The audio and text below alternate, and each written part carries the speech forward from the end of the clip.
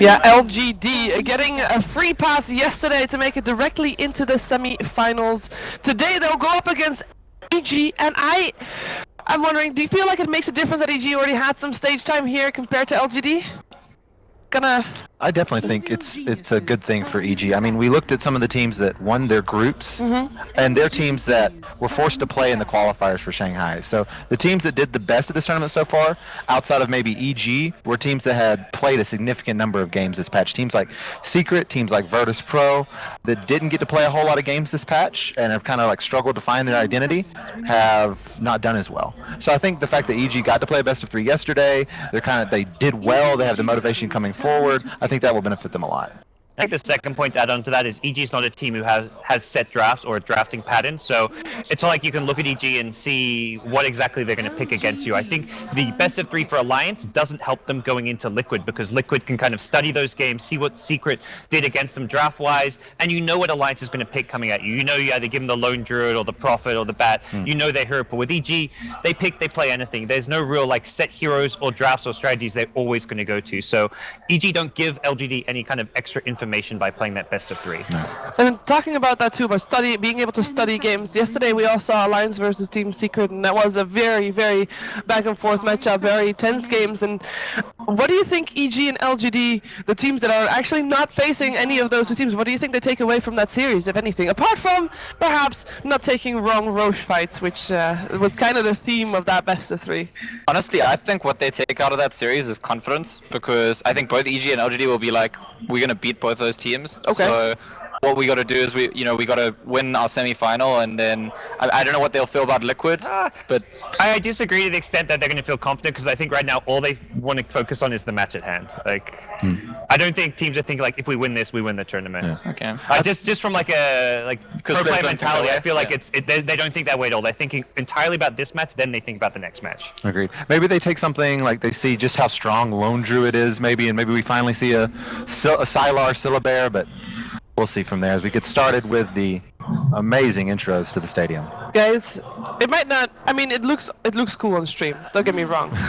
But if you're actually in an arena and you're sitting right there, it's that visceral, like, chest pumping sound. Yeah, you got goosebumps, you get your heart in your throat. Not prone to epileptic fits. Yes. Like, that's not prone to migraines, not prone to epilepsy, but... Oh, I love this bit.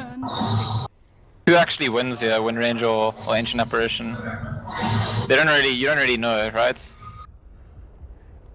Because that Drow vs Bristleback thing in the adverts, it's kind of like, surprise, Bristleback seems to win at the end.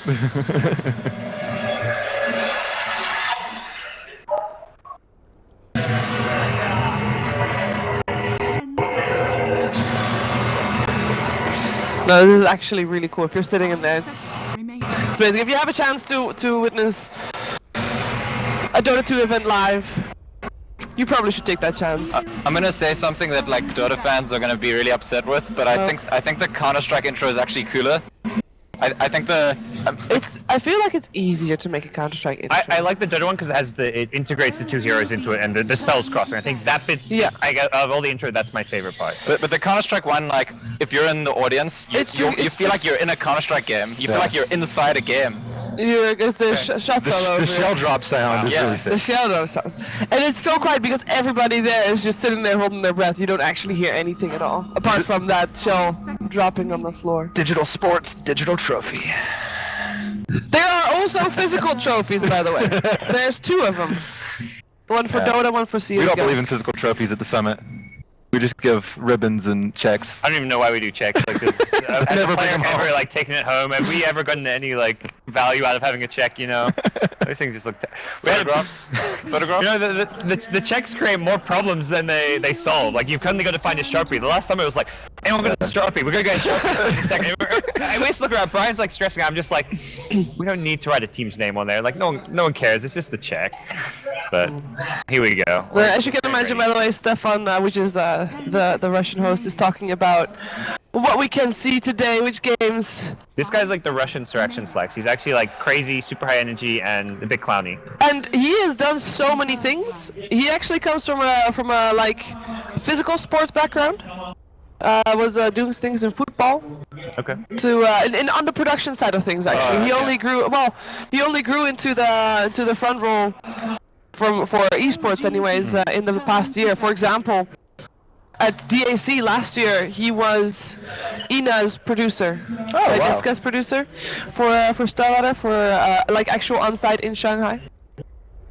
But he's really good. He's really driven. EG and LGD in their booths, getting ready, and neither team looking particularly stressed out or worried. It's still early in the morning, and got their game faces on. Yeah. Silas got his tissues ready. So Oh yes. How much do you think these two teams? I mean, you know it's a best of 3. Do you feel like more relaxed going into your first game, knowing that you have a game 2 coming up?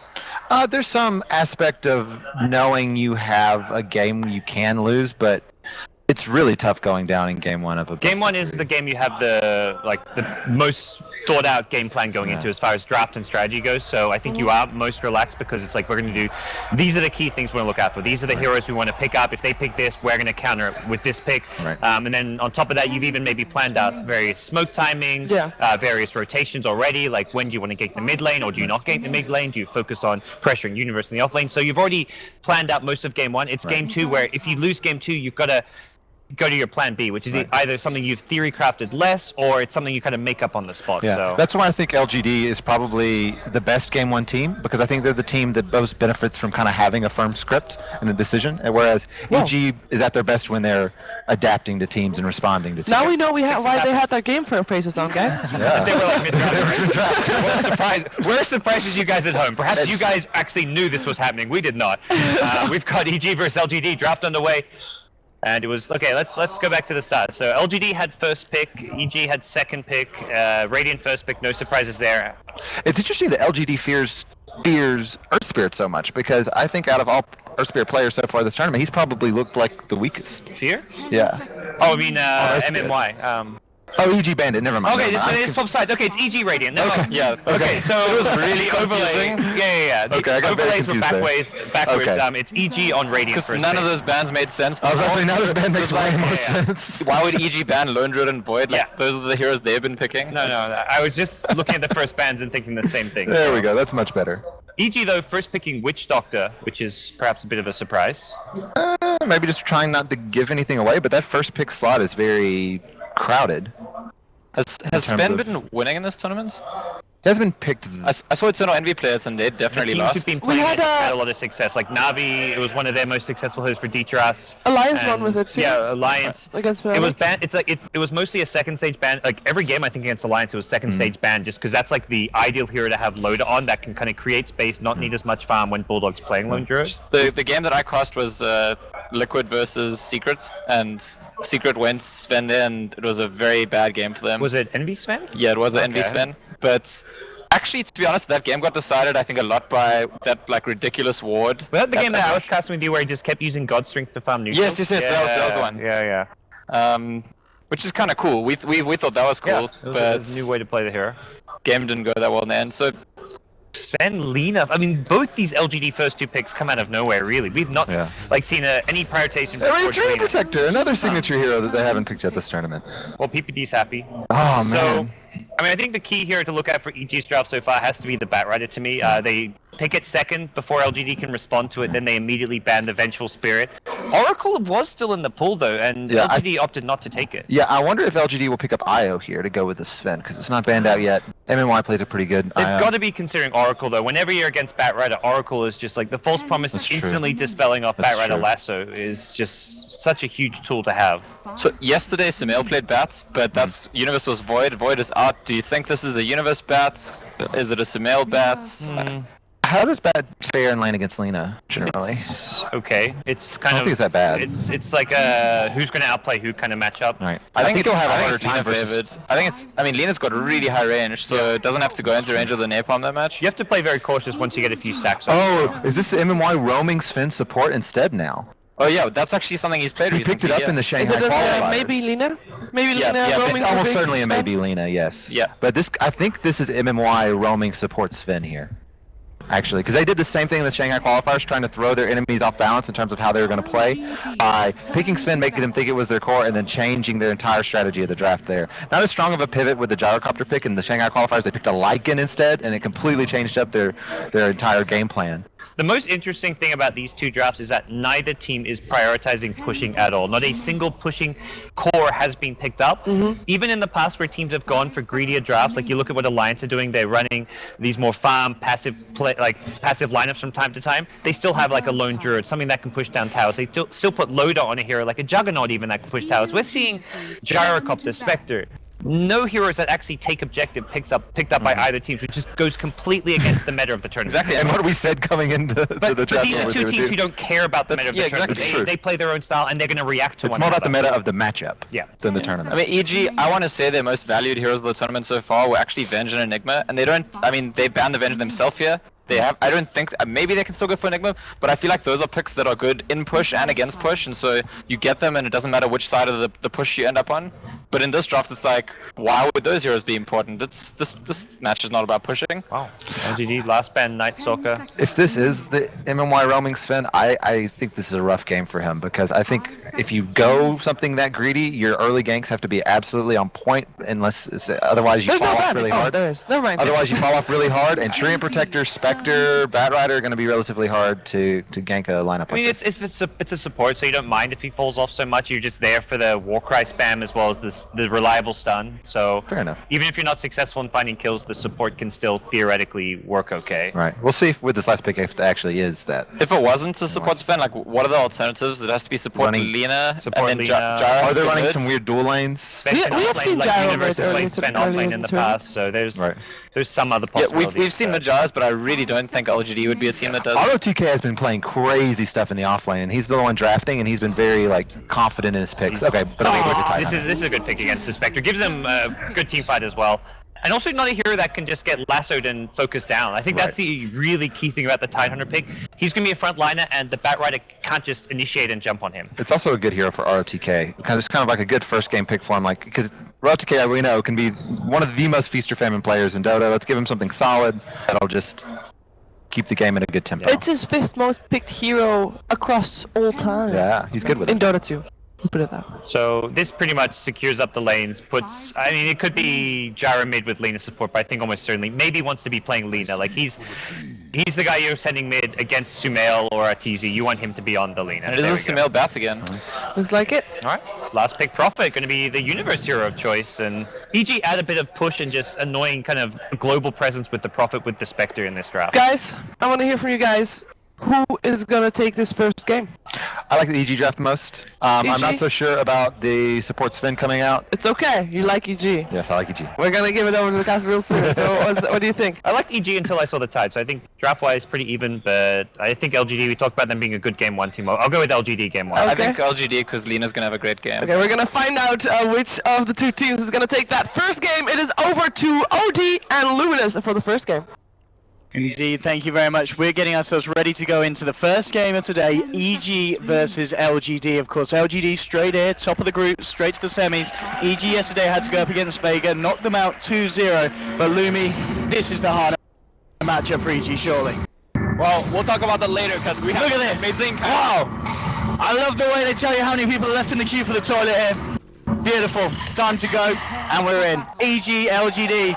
Let's talk about the lineups, Lumi. We've got your Spectre, we've got your Nature's Prophet. The perfect follow-up, surely, for a Blink Lasso catch-out. I absolutely agree. I think the panel is mostly on the side of LGD, but I think EG in the mid game, they could stretch the map out with Nature's Prophet. And when the map's wide open, that's when you love to have the Batrider. That's when you like to have the global presence of the Treant, the Haunt, as well as the Prophet TP. I'm actually siding with EG.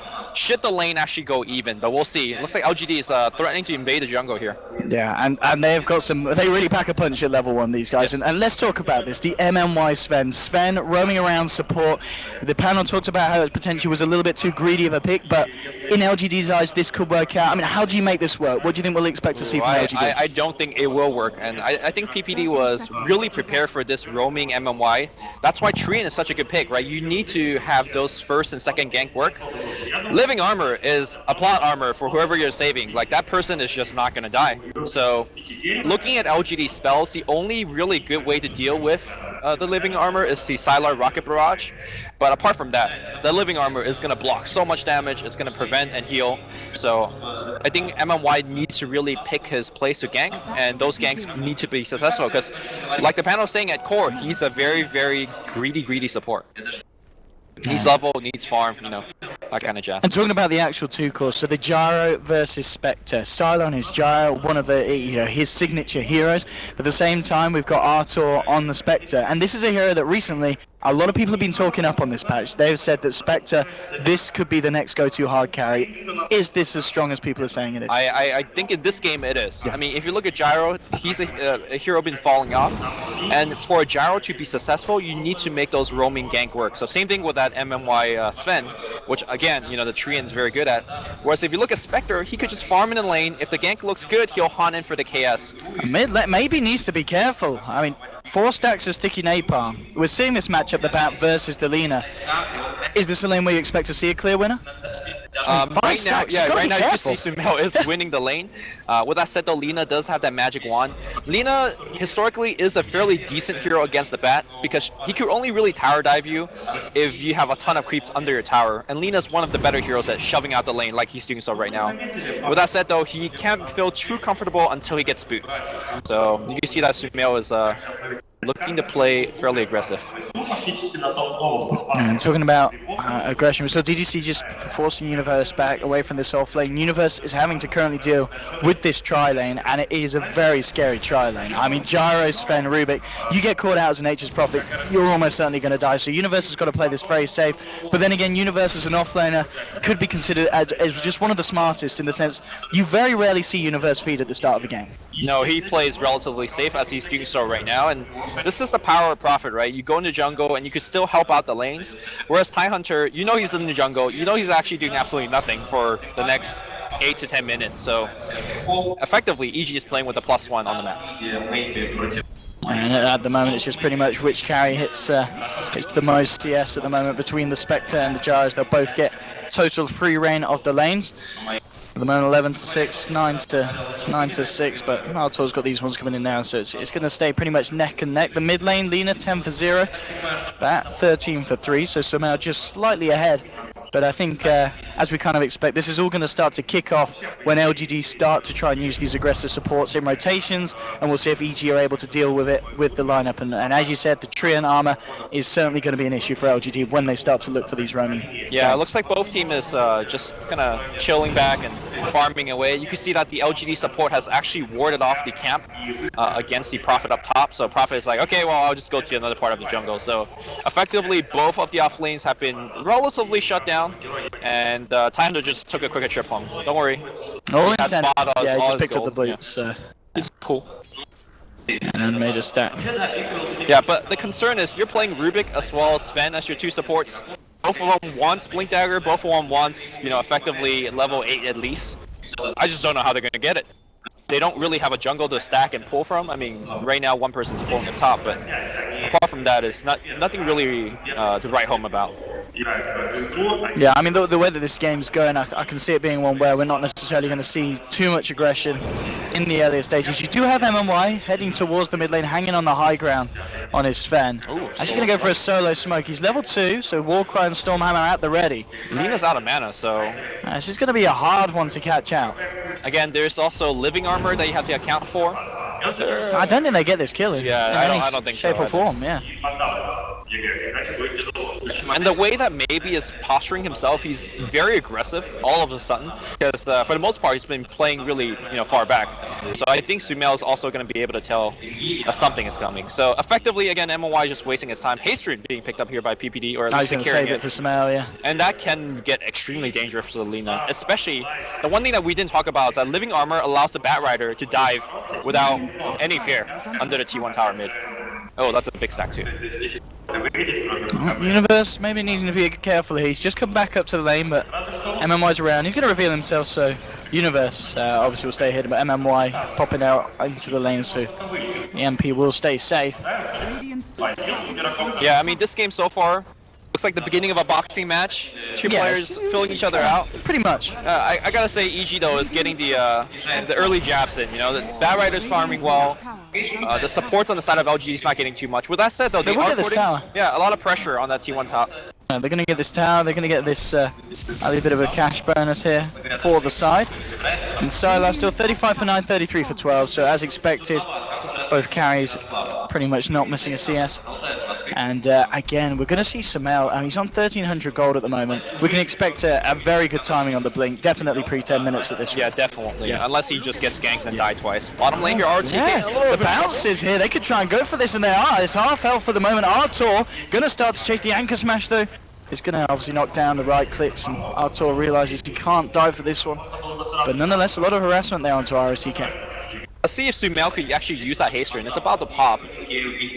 Living Armor's on CD. It's a fairly low mana, so probably not, but he can, you know, obviously bottle back up. I think Lina is well aware, and yeah, MMY is parked behind the Lina. They are aware that the Bat Rider haste is a guarantee for a split if without backup. Yeah, smart positioning from MMY, as you said. Just it's going to hang around almost certainly till that rune is gone.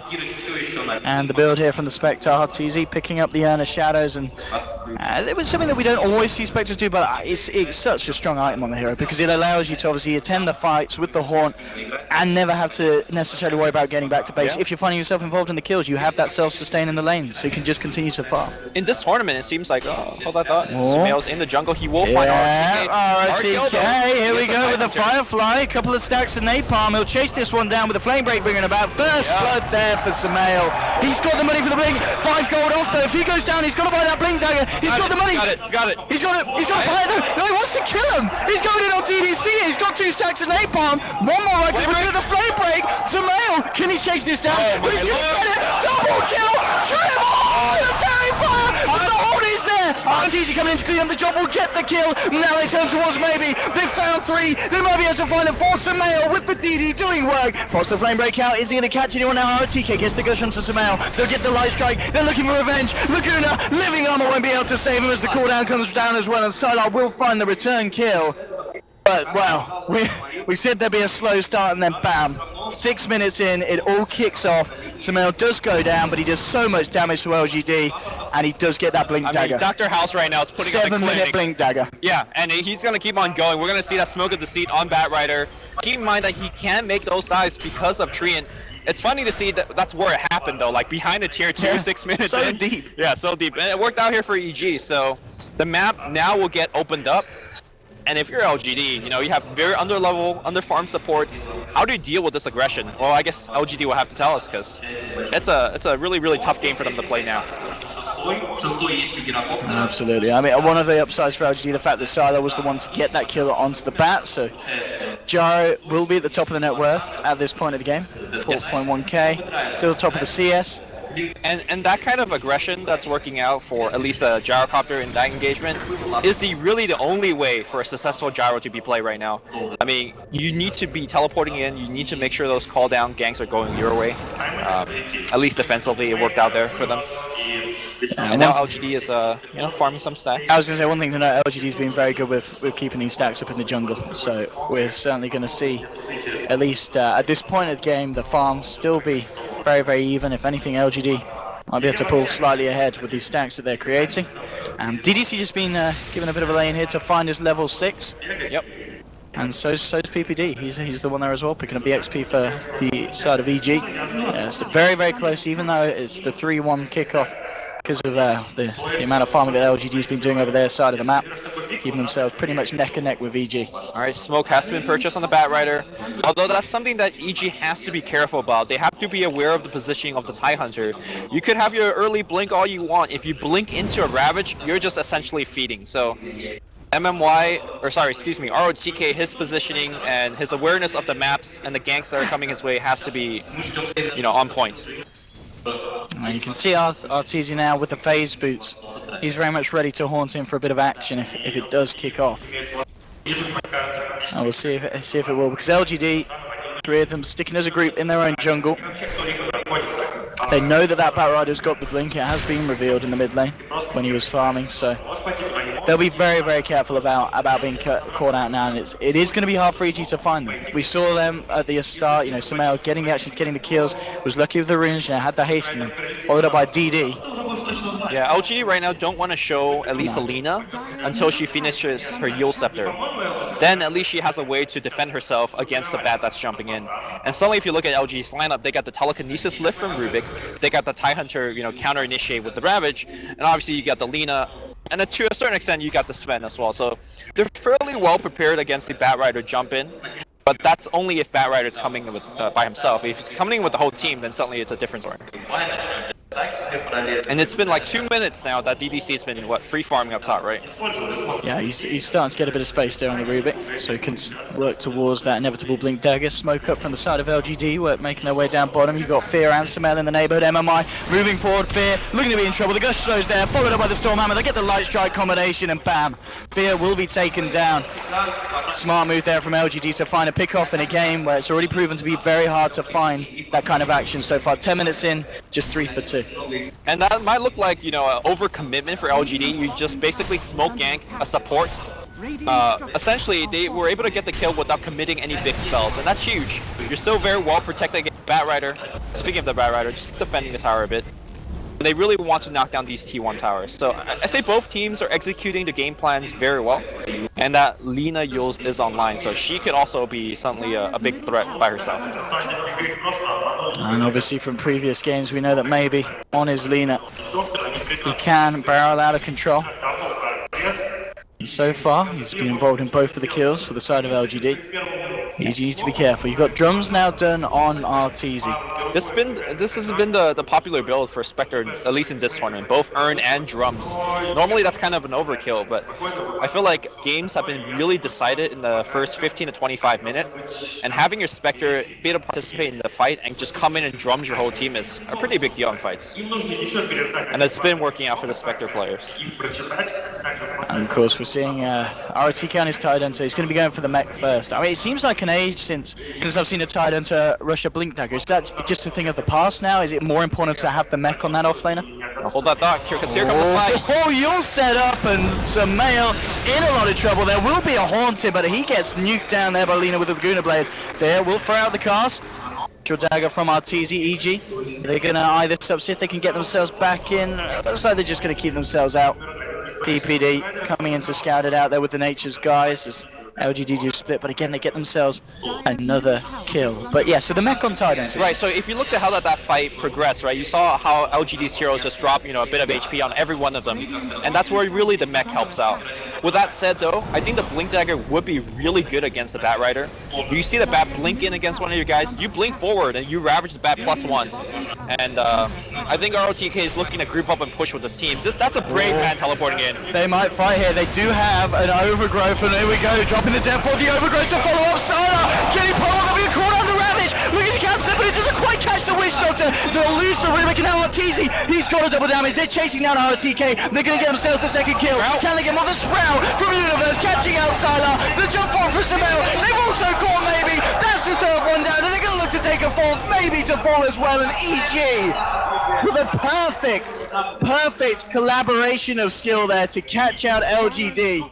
And they look to the greater scale there. They didn't hone their skills all on one hero. They knew that they could get multiple ones, and they did it beautifully. Yeah, unfortunately, the TIE Hunter Ravage came a little too late, and it also did not cancel the Death Ward. The Death Ward did so much damage against the Gyrocopter, and previous to that, you were asking about the Meg. Well, boy, they sure wanted a Meg right there. You know, that's going to be put on hold now. Yeah. Losing his life again, the Tide. Knocking back the farm, and that was, yeah, as we saw, a big swing for EG to take at this point. 13 minutes in, that's going to put them comfortably ahead. Yeah, normally against an LGD, you lose that kind of mid-game team fight. You're like, you know what, that's cool. We got the better late-game lineup. We could push late game. But if you, again, something that Panel pointed out is neither of these teams are really exceptional pushing. So all of these mid-game team fights going to have a huge ramification down the line. LGD can't play their standard, hey, let's sit back, defend high ground style. They need to start winning some of these team fights. And that's why I thought the last pick TIE Hunter was very smart, but so far it hasn't really been converting. Mid lane. Also, nice. Gonna snag the dagger. Onto the Rubik from Mr. Arteezy, PPD. And get some intel into the jungle, heading around, checking what's going on here. Little spot out maybe. Oh, that's something you don't want to run into. Someone blocked me here, and well, they want to go for this. The horn in. In fact, it's the bridge fight this where it's kicking off because the deathball was laid down by Fear. They follow through.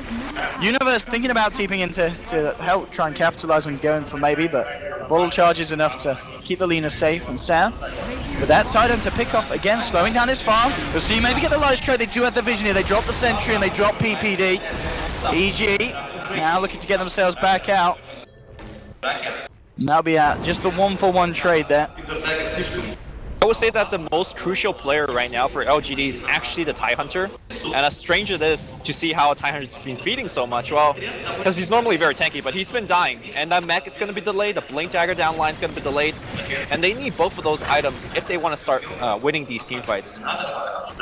Silo is trying his best to keep up in farm, but he's now starting to fall behind compared to Arteezy. It's still pretty close. There's only 100 gold in it, Lumi. That's true. Not giving too much hard time. And with this ancient stack, this is actually going to put him ahead. It's harder for Stylar to use this goal as effectively as Spectre, because Spectre is in every fight, right? Yeah, that's true. Stylar it's has much to physically easier get there. for Arteezy to just join the fights. And also the item that Arteezy has bought has been much more effective for this stage of the game. And that's not to say that, you know, eventually he's going to get his Diffusal or Radiance. Both of them will be great for this type of game. I mean, yeah, what is the build now after the phase drums? I think do you think it's still the Radiance?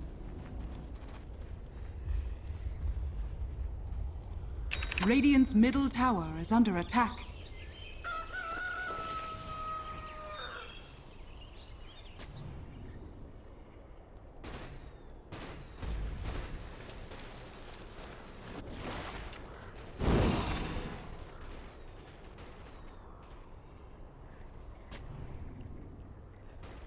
Dire's top tower is under attack. Dire's top LGD not going to quite clip that Radiant Observer Ward. I wonder if LGD's a little scared for this push, because last time they got burned hard. RTK's got his mech down, okay. And this is something that we've been talking about each fight, how that could be what turns the tides from the Tide Hunter. Even with that, they're scared, and PPD, it's so annoying. That little bugger, you know? Just in the back line, constantly scouting out your whole team, just in the woods. Sylar is going to head up here. He has got backup, but Arteezy straight out of lane. TP's down to bottom. Realizes with that ward here that LGD making these movements. It has been some really big warding here so far from EG. As they seem to, at the moment at least, be on top of when LG look for a bit of action. And it's so Yasha picked up here first by Arteezy after the phase drums. Very interesting. So the max movement speed. Yeah, SNY I guess might be the follow-up. Mantisau is very good on the hero as well. PPD is constantly scouting it out. Might be setting up a gank here for his teammates, but it's going to be somewhat of hard kill. He does know that Sylar has no backup at the moment. Also, this is the point I've been keep on bringing up over and over again, as we do see Sylar getting really frustrated. Sylar is in potentially a really awkward position, because you've got 3 heroes coming in, they do have the Horn, and they're going to just jump straight in onto him. Sylar getting very greedy with where he was farming, and the AG, we know that they could go global, and they do straight away. The rest of LGD was smoked up, looking for some action, but I don't know if that was really the play that LGD needed to make there, as it doesn't work like a out of position play for Sylar, but they wanted to show Sylar up top and just disappear with 4. That could look like, you know, debating and then Sylar. EG called their bluff. They're like, right, Sylar's on his own, let's go. They didn't really call the bluff, because the Trian was invis the whole time. They knew no one's behind him, so Trian is making a lot happen, despite really not looking like a lot is happening for him. And now LGD is trying to push the tier 1, and they'll eventually get it, I think, but it's going to take quite a while. In fact, the Trian is holding him up. Trian's behind him, and he does have the overgrowth, but I guess without the Horn, they don't really want to look to fight straight away. Etherlens now turn on Lina. Universe has he's picking up the blink fairly early here on the Nature's Prophet. Yeah, that's great for him. Again, the downside for not pushing that tier 1 mid is Living Armor is going to bring it back up. I feel like slowly this game is really getting more and more out of reach for LGD. Yeah, they've got to look for something big to really swing themselves back into it. The farm is still good for the gyro. We see Sylar, he is at the top of the board, working towards that S and Y. And Etherlens now on some L as well, so the catch potential from EG Very big, especially with PPD, just as we said, from his period positioning on the tree, causing so many issues for LGD and allowing the lineup of EG just to work so well around it. It really does feel like the whole draft really centralizes around that PPD tree and kicking things off. Yeah. I think if LGD downloads this replay after the game and watches it, they'll kick themselves, like, in terms of how much the Treant has really done against them. If LGD was winning, they could afford for an early game gem and try to shut him down that way, but obviously they're not winning. They don't really have the luxury of picking up a fairly expensive item like that. Here we go, LGD is looking to push and it's like, hey, this tower used to be at low health. Now it's back to half. Yeah, they should get it with this Force.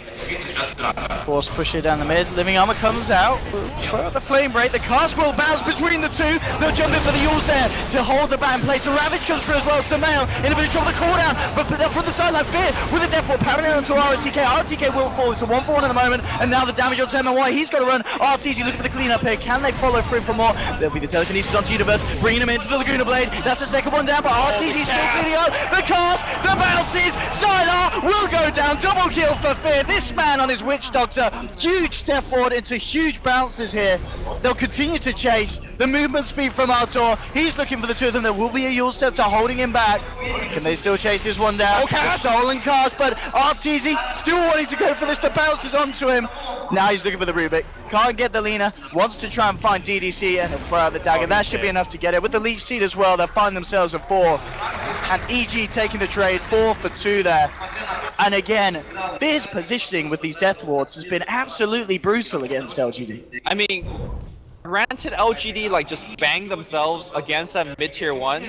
Like they're like, okay, they're lifting it up, they're using living armor, let's just stay and just get the last hit.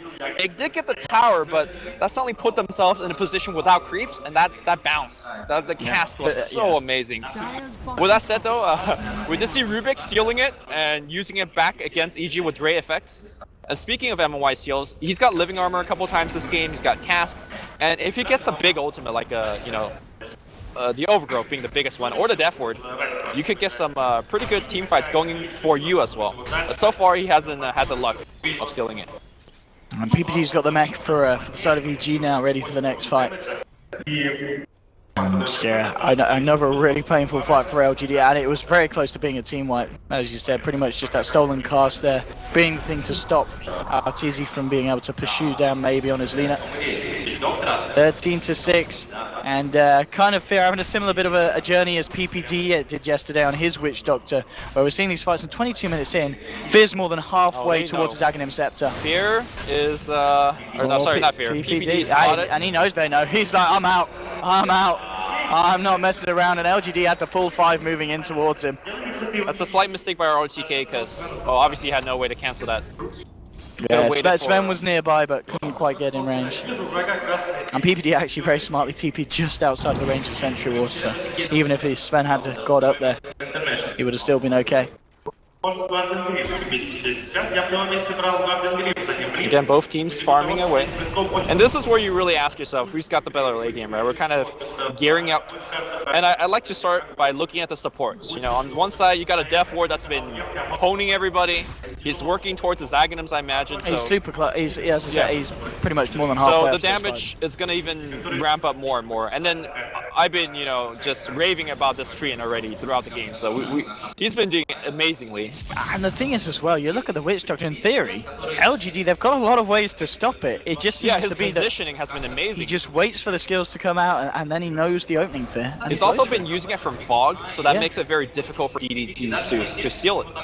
So speaking on the support of LGD, you know, you got 2 support. At 1, MMY, he's just a big stunning thing now. It gives us team He's armor. the stun and run machine, basically. Yeah, he can initiate and he can get you the hell out of there. Right, the armor is also very nice against the Witch Doctor Death Ward, which is just nice.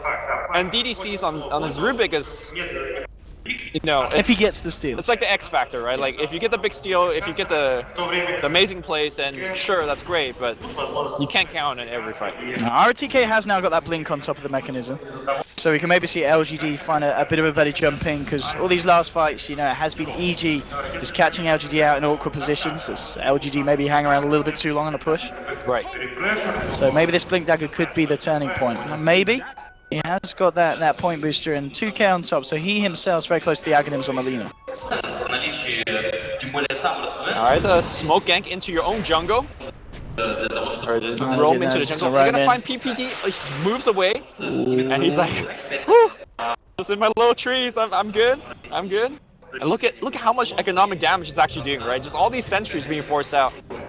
This is actually absolutely hilarious to watch as a fellow support player. Like, PPD's looking, like, he's sitting in his booth, he's just laughing, he's having a good time. And talking about a great game for support people to watch, the Witch Doctor, he's got it, Fear's got it done. 24 minutes in, Dash your Aghanim's done on Witch Doctor.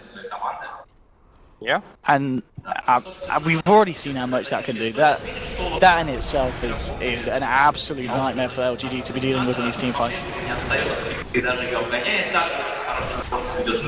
Top lane, and Universe. I mean, we've seen him turn up to the fights. He's been involved in all, well, 9 of 13 of them.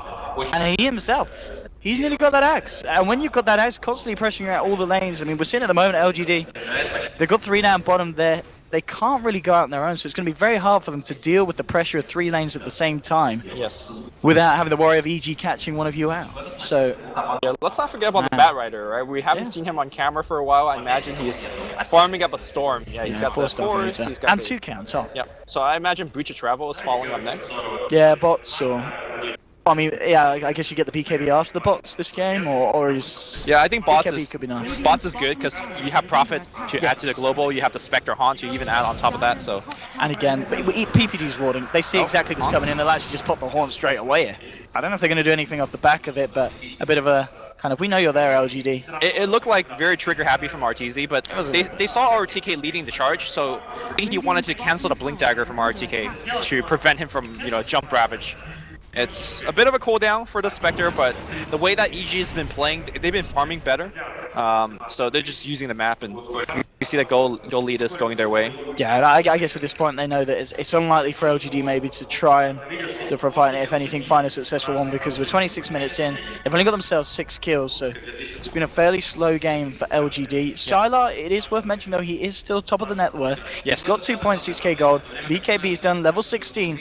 This Jara can still be very, very scary in these fights. They've got the combination with the Blink Ravage, with the Storm Hammers, the Light Strike Arrays. They can get the stuns through, and especially against a lineup that doesn't have any BKBs at the moment, and a lineup that we're, well, maybe going to see a BKB on the bat, but that's probably going to be it this game. One of the rare instances where you see both BKB and Manta Style on the Gyrocopter, and he's getting it just because of the overgrowth. Yeah, full defensive.